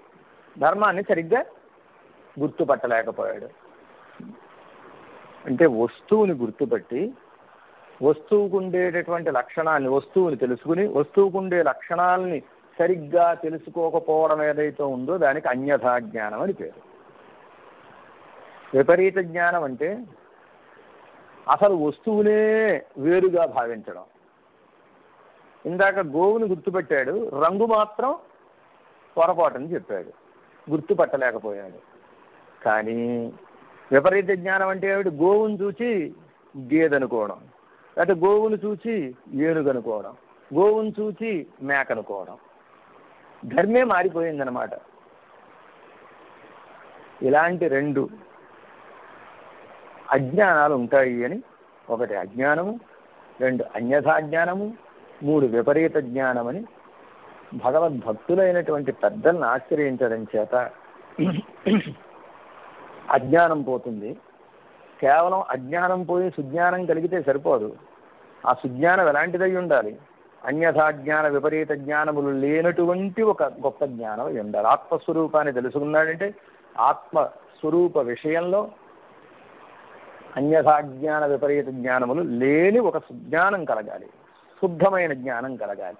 అలాగే భగవద్విషయం తెలిసింది అంటే అన్యథా విపరీత జ్ఞానములు లేనటువంటి పరిశుద్ధమైన జ్ఞానం కలగాలి. అలాంటి జ్ఞానం పెద్దలను ఆశ్రయిస్తే కలుగుతుంది అని ఆండాళమ్మ వారు మనకు తెలియజేస్తున్నారు. ఎరుమై తిరువీడు మేయివాన్ పరందనహాన్. ఇక్కడ ఇందాక కీழ்వానం అనడం చేత మేల్వానం అని ఎలా అయితే ఊహింపబడిందో, క్రింద అనడం చేత పైన అని ఊహించాం కదా. కింద మేఘం అంటే పై మేఘం అని ఊహించాం. అలాగే ఇక్కడ కూడా చిరువీడు అంటే చిన్న లోకం అని, అంటే దీనికంటే పెద్ద లోకం ఇంకోటి ఉంది, పెరువీడు అని. చిరువీడు, పెరువీడు. చిరువీడు అంటే కైవల్య మోక్షం, పెరువీడంటే పరమపదం. కైవల్యం అనేటటువంటిది ప్రధానము కాదు, పరమపదమే మనం పొందదగినటువంటి మోక్షము అని ఈ పాసురం ద్వారా, ఈ మాట ద్వారా ఆండాళమ్మ గారు మనకు ఉపదేశం చేస్తున్నారని. ఆ కైవల్యం అనేటటువంటి మోక్షం ఎలాంటిదంటే అలవిల్లా చిత్తింబం అని ఆళ్ళవారు తెలియజేశారు. ఎలాంటిదంటే హద్దులేని చిన్న ఆనందం అండి అన్నారు. గొప్ప ఆనందం కాదు. కైవల్యం అనేటటువంటి మోక్షం ఎలా ఉంటుందంటే అద్దంలో మనని మనం చూసుకోవడం లాంటిది. ఒక వ్యక్తిని తీసుకెళ్ళి అద్దాల గదిలో పడేశారనుకోండి, ఆ గదిలోకి ఒక విండో పెట్టి విండోలోంచి భోజనం అందిస్తున్నారు.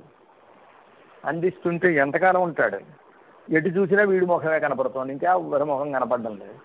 చూడగా చూడగా ఏమవుతుంది? విసుగు కలుగుతుంది. వీడి ముఖంలో ఉండే ముడతలన్నీ అద్దాల్లో కనపడుతూ ఉంటాయి, వీడి ముఖంలో ఉండే మచ్చలన్నీ అద్దాల్లో కనపడుతూ ఉంటాయి. కనపడి వీడు ఆనందాన్ని పొందుతాడా? పొందడు. ఎందుకు పడేశారా ఈ అద్దాల గదులు అని బాధపడతాడు.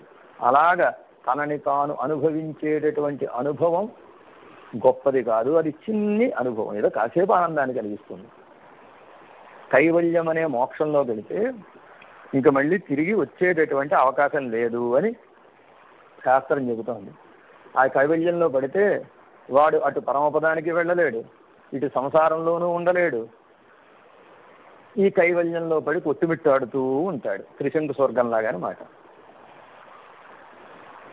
ఆత్మానుభవం చేస్తూ ఉంటాడు. ఇది సరి అయిన పురుషార్థం కాదు అని ఈ పాసురం ద్వారా అండాళమ్మ చెబుతోంది. భగవత్ సేవయే ప్రధానమైనటువంటి పురుషార్థం, పరమపదమే ప్రధానమైనటువంటి పురుషార్థం అని ఎవరైతే ఈ గేదెలు వెళ్ళిపోవడం ఏం తెలుస్తోంది అంటే, మనకి ఎలా ఉంటుందంటే పెద్దల సన్నిధిలో ఉన్నంతసేపు మనకేదో గొప్ప జ్ఞానం కలిగేసినట్టుగా, విషయాలన్నీ తెలిసేసినట్టుగా ఉంటుంది. కాలక్షేపం విన్నంతసేపు అయ్యేంత వరకు అన్ని విషయాలు అవగతమైపోయినట్టుగా ఉంటాయి. ఉపన్యాసం విన్నంతసేపు అన్నీ తెలిసిపోయినట్టుగా ఉంటుంది. కానీ ఎప్పుడైతే ఉపన్యాసం ఆగిపోతుందో, ఎప్పుడైతే పెద్దల్ని విడిచి మనం దూరంగా వెళ్ళిపోతామో మళ్ళీ అజ్ఞానమే కలుగుతుంది. వారి సన్నిధిలో జ్ఞానం కలిగినట్టు అనిపిస్తుంది. వారికి దూరంగా మనం జరిగిన వెంటనే మన అజ్ఞానం ఆవరించేస్తుంది. దాన్ని ఆండాళమ్మ వారు ఇగో ఈ తూర్పు దిక్కు తెల్లవాడడం, గేదెలు ఏదో చిన్న మేత మెయ్యడం అనేటటువంటి ఒక సన్నివేశాన్ని చెప్పి ఆ సన్నివేశం ద్వారా మనకి తెలియజేస్తున్నారు. పెద్దల యొక్క సన్నిధిలో ఉన్నప్పుడే మనకి సత్వజ్ఞానం, సాత్వికమైన జ్ఞానం కలుగుతుంది అని. ఎరుమై సిరువీడు మేయివాన్ పరందనహాన్. లోపల ఉండేటటువంటి అమ్మాయి ఎందుట అందరూ వచ్చారా అంది.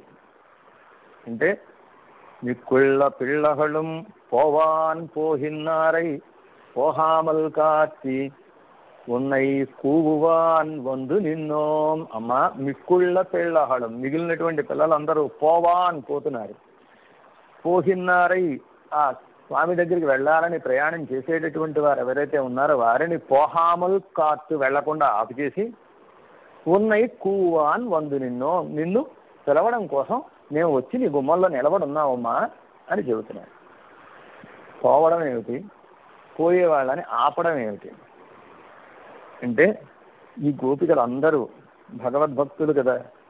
భగవద్భక్తులకి ఒకటే ప్రయోజనం ఉంటుంది. ఏమిటా ప్రయోజనం అంటే పరమాత్మని సేవించడమే ప్రయోజనం. లోకంలో వ్యక్తులు ఏవైనా పనులు చేస్తూ ఉంటే ఆ పనులు స్వప్రయోజనం కోసం చేస్తారు. కానీ భగవద్భక్తులు ఏ పని చేసినా అది భగవద్ ఆనందం కోసమే చేస్తారు. భగవద్ ఆనందం కోసంగా ప్రయత్నం చేసి జీవనాన్ని సాగిస్తూ ఉండేటటువంటి మహానుభావులందరినీ మేము మీ దగ్గరికి తీసుకొచ్చామమ్మా. వారి యొక్క అనుభవానికి కూడా ఆటంకం కలిగించి మీ దగ్గరికి తీసుకొచ్చామమ్మా అని ఒక అర్థం. అంటే భగవద్ అనుభవం కంటే భాగవత అనుభవం ముఖ్యం, భగవద్ అనుభవం కంటే భాగవత సేవ ముఖ్యము అనేటటువంటి విషయం ఇక్కడ చెప్పబడుతోంది. మొట్టమొదటి పాసురం తర్వాత వచ్చిన రెండో పాసురంలో ఆండాళమ్మవారు మొట్టమొదటి పాసురంలో అర్హత చెప్పింది. ఆశ కలిగిన వాళ్ళందరూ ఈ వ్రతం చేయడానికి అర్హులే అని చెప్పారు. రెండవ పాసురంలో కృత్యాకృత్య వివేకాన్ని తెలియజేసింది. ఆ కృత్యాకృత్య వివేకాన్ని తెలియజేసేటప్పుడు చెయ్యాదన చెయ్యోం అని ఒక మాట చెప్పారు. చేయకూడని పనులు చెయ్యము. ఏమిటండి చేయకూడని పని? ఆ చేయకూడని పనినే ఇగో ఇక్కడ ఈ మాట ద్వారా పోవాన్ పోహిన్నారై పోహామల్ కాత్తు ఉన్నై కూవాన్ వందు నిన్నో. ఏమిటి చేయకూడని పని అంటే ఎప్పుడైనా ఏదైనా ఒక దివ్య దేశానికి మనం వెళ్ళామనుకోండి, ఆ దివ్య దేశానికి మనం వెళితే మనం సహజంగా చేసే పని ఏమిటంటే ఆ దివ్య దేశంలో ఉండేటటువంటి పెరుమాళ్ళని సేవించేసుకుని వచ్చేస్తాం. ఆ దివ్య దేశంలో ఉండే పెరుమాళ్ళని సేవించడం ప్రధానం కాదు. ఆ దివ్య దేశంలో ఉండేటటువంటి పెద్దలని ముందు సేవించాలి. ఆ పెద్దల్ని సేవించిన తర్వాత పెరుమాళ్ళని సేవించాలి. పెద్దల్ని సేవించి పెరుమాళ్ళని సేవిస్తే పెరుమాళ్ళకి ఆనందం కలుగుతుంది. పెరుమాళ్ళని సేవించి పెద్దల్ని సేవిస్తే పెద్దలకు ఆనందం కలుగుతుంది. ఇలాగ పెరుమాళ్ళకి పెద్దలకి ఆనందం కలిగేటట్టుగా మనం ప్రవర్తించాలి. కేవలం పెరుమాళ్లే ప్రధానం అని అనుకోవడం ఏదైతే ఉందో అది తగదు. పోవాన్ పోహిన్నారై పరమాత్మని సేవించాలి అని వెళ్ళేటటువంటి వాళ్ళని వెళ్లకుండా ఆపాను. వెళ్లకుండా ఆపడం అంటే స్వామి సేవ కంటే స్వామి భక్తుల సేవ ముఖ్యము అనేటటువంటి విషయాన్ని వాళ్ళకి తెలియజెప్పి వాళ్ళని నీ దగ్గరికి తీసుకొచ్చాను, నీ సేవకై మేము తీసుకొచ్చాం. ఉన్నాయి కూవాన్ వందు నిన్నో, నిన్ను పిలవడం కోసం మేము వచ్చి నిలబడ్డామమ్మా నీ సన్నిధిలో. భగవంతుని ఆరాధించడం కంటే భక్తుల ఆరాధనమే గొప్పది అనే విషయం మనకి ఇక్కడ చెప్పబడుతోంది. తిరువారాధన చేసేటప్పుడు కూడా మనం చేసే తిరువారాధనలో ముందుగా ఆచార్య తిరువారాధన చెయ్యాలి, పెద్దలకు ఆరాధన చెయ్యాలి. ఆచార్య తిరువారాధన చేసి ఆ తిరువారాధన పూర్తయిన తర్వాత ఆ పాత్రలన్నీ మళ్ళీ ఒక్కసారి శోధించుకుని అప్పుడు పెరుమాళ తిరువారాధనకు ఉపక్రమించాలి. ఇది క్రమం. ఇలాంటి ఒక రహస్యాన్ని ఆండాళమ్మవారు ఈ మాట ద్వారా మనకి తెలియజేస్తున్నారు.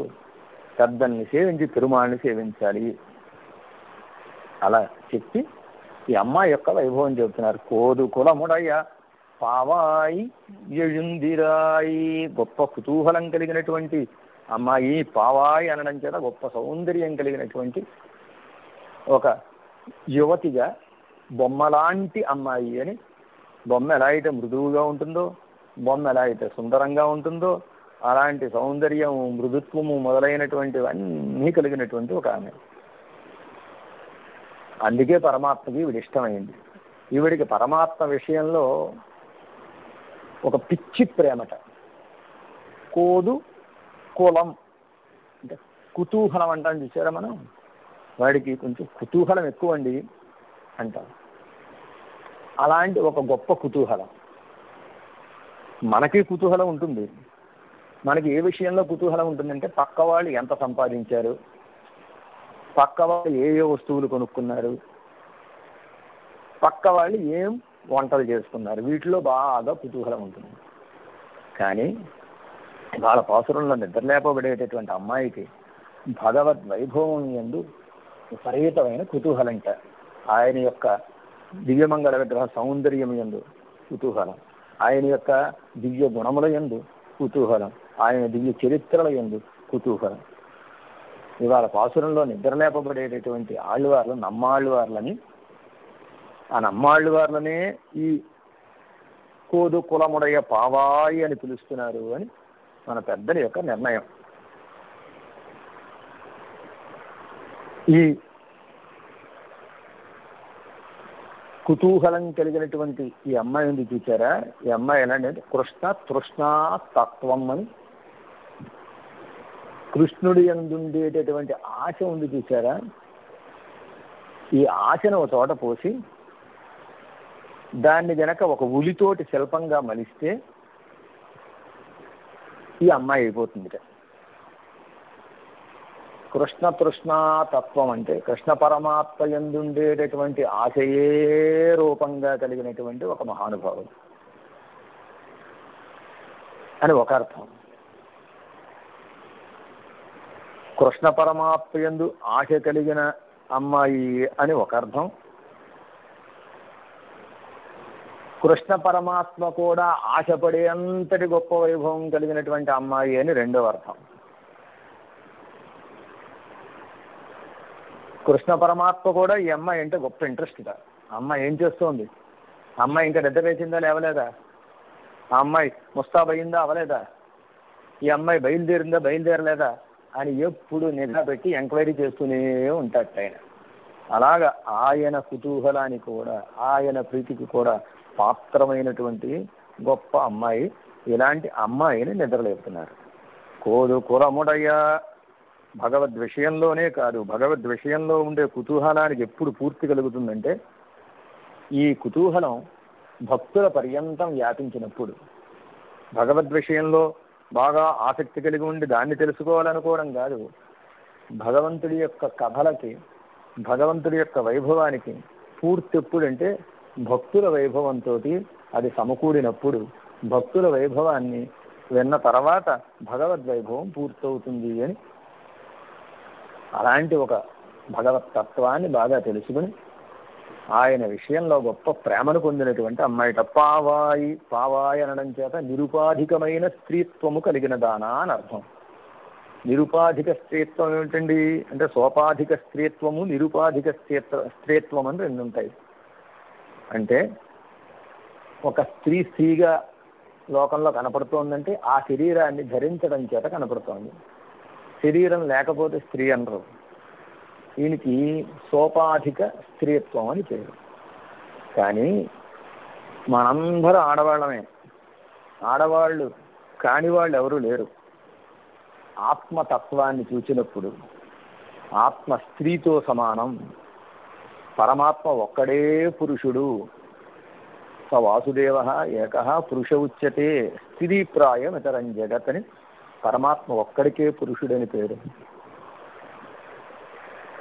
జగత్తంతా మిగిలినటువంటి జీవులందరూ స్త్రీప్రాయం, ఆడవాళ్లతో సమానం అని ఆత్మతత్వాన్ని మనకి పెద్దలు తెలియజేశారు.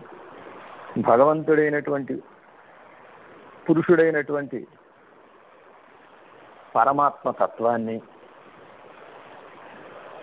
స్త్రీప్రాయమైనటువంటి ఆత్మతత్వాన్ని, ఆత్మతత్వము స్త్రీప్రాయము అంటే వెంటనే చీర కట్టుకుని అలంకారం చేసుకోవడం కాదు, పరమాత్మ మీదే ఆధారపడి ఉండడం.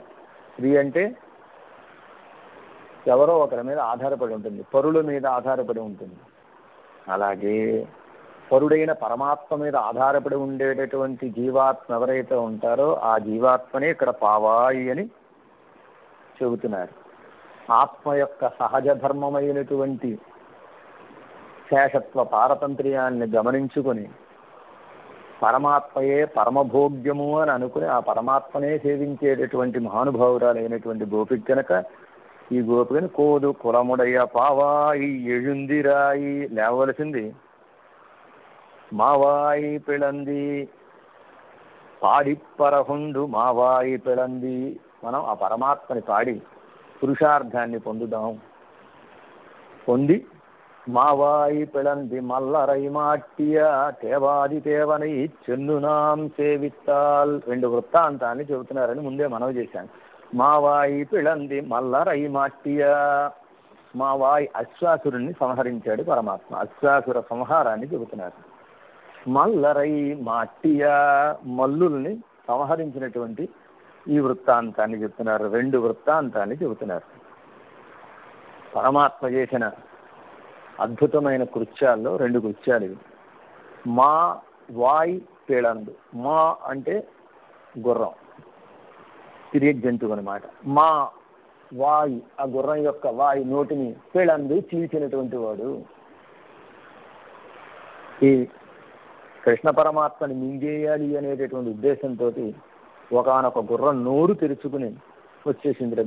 గోపకులు అందరూ చూచారు. కృష్ణయ్య కృష్ణయ్య ఒక గుర్రం వచ్చిందయ్యా, నోరు తెరుచుకుని మింగేస్తోంది అందరినీ అన్నారంటే ఈయన చూచాడు. వెంటనే దాని నోట్లో చెయ్యి పెట్టేట. చెయ్యి పెట్టి దాన్ని 2 దవళ్ళు పట్టుకుని చీల్చి పడేసేట. మన పూర్వాచార్యులు చెప్తారు, దాని నోట్లో చెయ్యి ఎందుకు పెట్టాడండి అన్నారు. చిన్నపిల్లలు చూడండి, ఎక్కడైనా కన్నం కనపడితే ఆ కన్నంలో వేలు పెడతారు. పాకేటటువంటి వయసులో ఉండేటటువంటి పిల్లలు ఆ తూముల్లో వాటిలో చేతులు పెడుతూ ఉంటారు. అలాగ పరమాత్మ చిన్నపిల్లాడు కదా కృష్ణ పరమాత్మ, ఆయన ఏదో కన్నామని తెలియకుండా చేయి పెట్టాడు.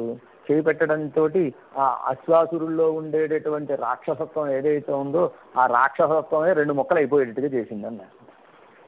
ఇలా ఎందుకు చెబుతున్నారండి అన్నారు. కృష్ణ పరమాత్మ అశ్వాసురుడి యొక్క నోటిని పట్టుకుని చీల్చాడు అనగానే, ఏమిటి చిన్నపిల్లాడు అశ్వాన్ని చంపాడా, అబ్బాయి ఎంత శక్తి అండి, ఈయనకి ఎంత బలం అండి అంటే ఆయన దిష్టి తగులుతుంది అని మన పూర్వాచార్యులు దాన్ని తెలియనివ్వకుండా, ఆయనకి దిష్టి తగలకుండా మంగళాశాసన పూర్వకంగా చెబుతున్నారు. మా వాయి పిళంది, అశ్వాసురుడు యొక్క నోటిని చీల్చిన వాడు. అశ్వాసురుడు నోరు చీల్చడం అంటే ఇంద్రియాన్ని జయించడం.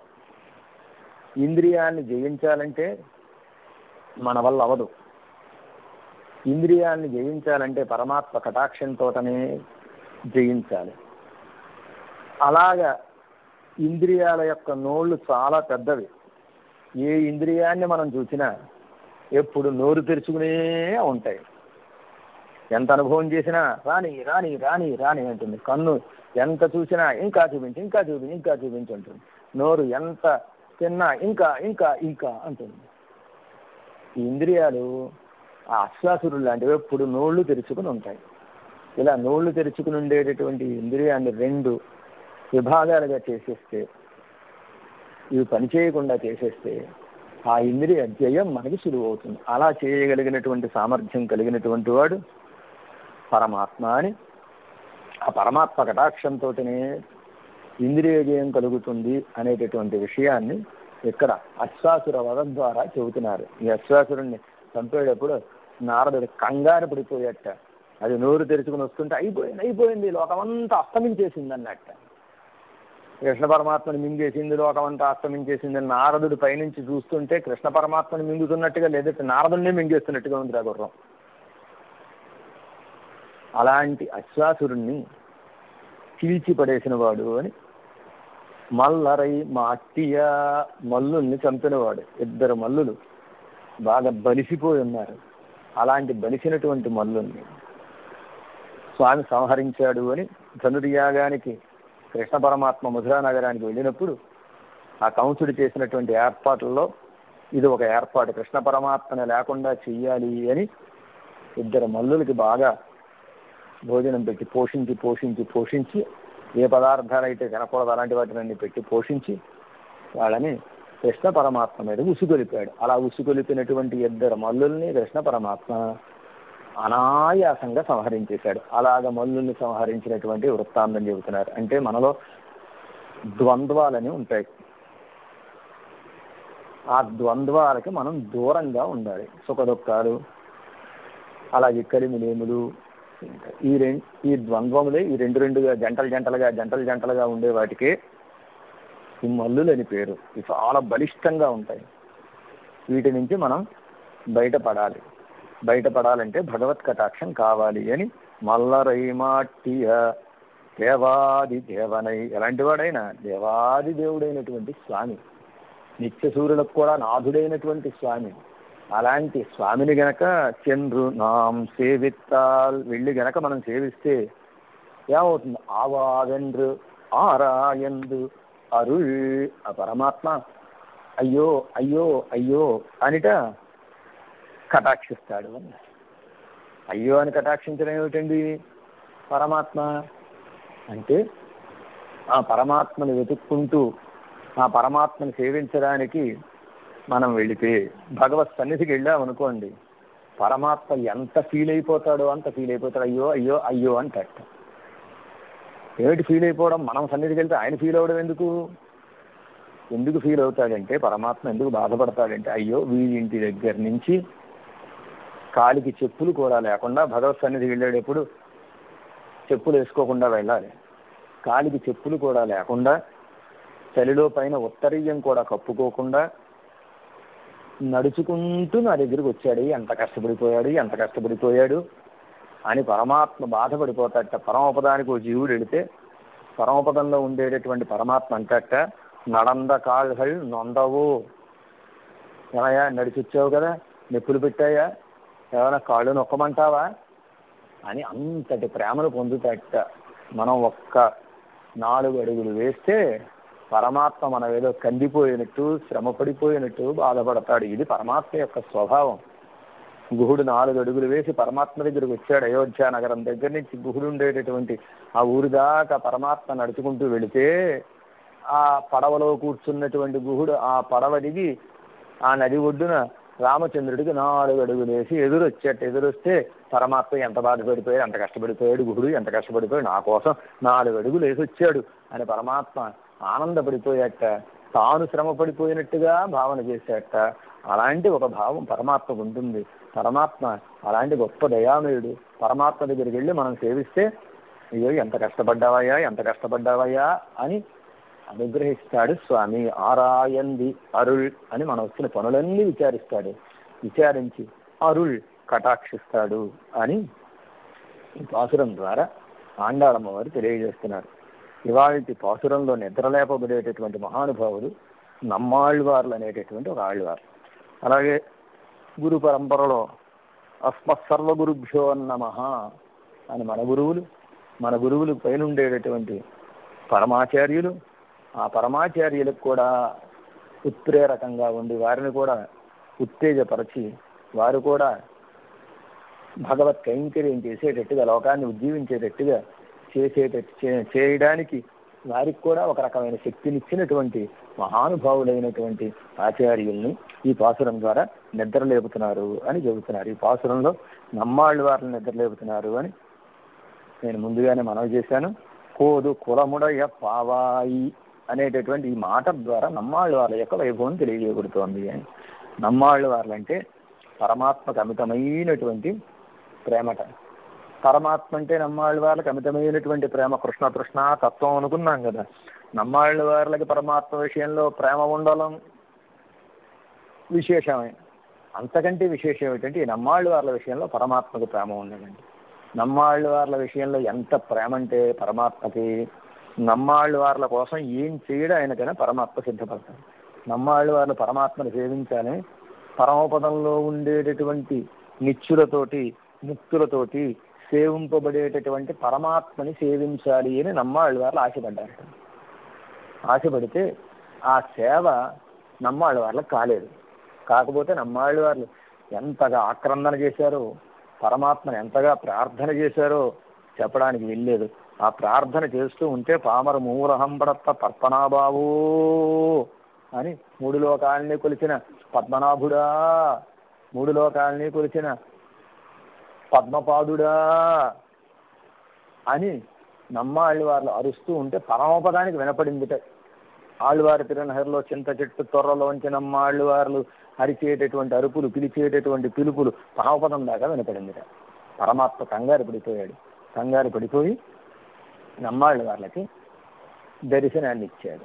ఇస్తే నమ్మాళ్ళ వారు, నాకు పరమపదంలో నువ్వు నిత్యులతోటి ముక్తులతోటి సేవింపబడేటటువంటి సేవ కావాలన్నారు. అంటే పరమాత్మకు చిక్కొచ్చింది. ఏమిటా చిక్కు అంటే, ఆళ్ళవార్లు పరమపదాన్ని కోరుతున్నారు. పరమపదాన్ని ఇవ్వడం పరమాత్మకు పెద్ద కష్టం కాదు. కానీ ఆళ్ళవార్లకి పరమపదాన్ని ఇచ్చేస్తే ఇంకా సుమారుగా 750 పాసురాలు చెప్పాలి నమ్మాళ్ళవార్లు. నమ్మాళ్ళవార్లను అవతరింపజేసినటువంటి నమ్మాళ్ళవార్ల యొక్క అవతార ప్రయోజనం కాస్త చెడిపోయేటటువంటి అవకాశం ఉంది. అందుకు పరమాత్మ ఏం చేశాడంటే, నమ్మాళ్ళ వారిని తీసుకెళ్ళడానికి ఇష్టం లేక, నమ్మాళ్ళ వారికి పరమపదాన్ని దర్శింపజేయకపోతే ఊరుకోవడం లేదు కనుక మనం ఓ పని చేద్దాం అని పరమాత్మ పరమపదాన్నే తీసుకొచ్చి నమ్మాళ్ళ వారికి దర్శింపజేసేట. ఇది నమ్మాళ్ళ వారి యొక్క గొప్పతనం. నమ్మాళ్ళ వార్లు అంటే పరమాత్మకి ఎంత ప్రీతో. పరమపదం అక్కడే ఉంటుంది, ఎప్పుడూ కదలదు. దాని దగ్గరికి మనం వెళ్ళాలి కానీ మన దగ్గరికి అది రాదు. కానీ నమ్మాళ్ళ వార్ల దగ్గరికి పరమాత్మ ఏం చేశాడంటేట, తన యొక్క పరమపదాన్ని అంతటి అరచేతిలో ఉసిరికొండు వలె తీసుకువచ్చి నమ్మాళ్ళ వార్లకి దర్శింపజేస్తే నమ్మాళ్ళ వార్ల పరమపదాన్ని ఎంత దర్శించి అమ్మయ్య అని అనుకుని ఆనందాన్ని పొందారట. ఈ నమ్మాళ్ళ వార్ల ఆనందాన్ని పొందడం చూసి పరమాత్మ కూడా అమ్మయ్య అని అనుకుని, ఇక వీరు మిగిలిన పాసురాలు చెప్తారులే అని నా యొక్క ఆశ నెరవేరుతుంది, నమ్మాళ్ళ వారు మొత్తం గ్రంథం అంతా అనుగ్రహిస్తారు అని ఆయన కూడా తృప్తిని పొందాడు అని అలాంటి ఒక గొప్ప వైభవం కలిగినటువంటి మహానుభావులు ఇవాళ నమ్మాళ్ళ వార్లుగా ఈ పాసురం ద్వారా నిద్ర లేపబడుతున్నారు. అంతేకాకుండా నిరుపాధికమైన స్త్రీత్వం కలిగినటువంటి అమ్మాయి పావాయి అన్నాం కదా. అంటే నమ్మాళ్ళ వార్లు నాయికా భావనతోటి అనేకమైనటువంటి పాసురాన్ని దశకాన్ని ముఖ్యంగా ఈ తిరువాయిమిడి దివ్య ప్రబంధం ద్వారా తాము పరమాత్మని అభిమానించి పరమాత్మని దూరం చేసుకున్నటువంటి ఒక నాయికగా భావన చేస్తూ ఆ భగవద్వైభవాన్ని తమ యొక్క పాసురాల ద్వారా అందించినటువంటి మహానుభావులు కనుక పావాయి అనేటటువంటి నామం కూడా వీరినే తెలియజేస్తోంది. ఎഴുందిరాయ్ అన్నారు, లేవవలసింది అన్నారు. ఎవరిని లేవాలని చెబుతారు? కూర్చున్న వారిని లేవమంటారు. నమ్మాళ్ళ వారిని చింతచేట త్వరలో కూర్చుని ఉన్నారు కనుక మీరు లేవవలసింది అని ఈ మాట కూడా వారి విషయంలోనే సార్థకం అవుతుంది అని అలాంటి వైభవం. అంతేకాక నమ్మాళ్ళ వారు తాము అనుగ్రహించినటువంటి దివ్య ప్రబంధంలో ఈ అశ్వాసుర వృత్తాంతం, అలాగే మల్లుల్ని చంపినటువంటి వృత్తాంతం, వీటన్నిటిని పాడారు. ఎరుమై సిరువీడు అన్నారు చూసారా, అంటే వీడంటే మోక్షం అని. నమ్మాళ్ళ వారు మోక్షమే ప్రధానమైనటువంటి పురుషార్థం, దాన్ని మించినటువంటి పురుషార్థం ఇంకొకటి లేదు అని నమ్మాళ్ళ వారు ఆ పురుషార్థమైనటువంటి మోక్షం కూడా స్వామి నీ కటాక్షం చేతనే మాకు కలగాలి అని తెలియజేసినటువంటి మహానుభావులు. అలాంటి వైభవం కలిగిన నమ్మాళ్ళ వారిని ఈ పాసురం ద్వారా నిద్రలేపుతున్నారు. మన కాలక్షేపాన్ని ఈ పూటకి పూర్తి చేసుకుందాం. శ్రీమచ్చై విష్ణుచిత్తార్య మనోనందన హేతవే నందనందన సుందర్యై గోదాయై నిత్యమంగళం. జై రామానుజ.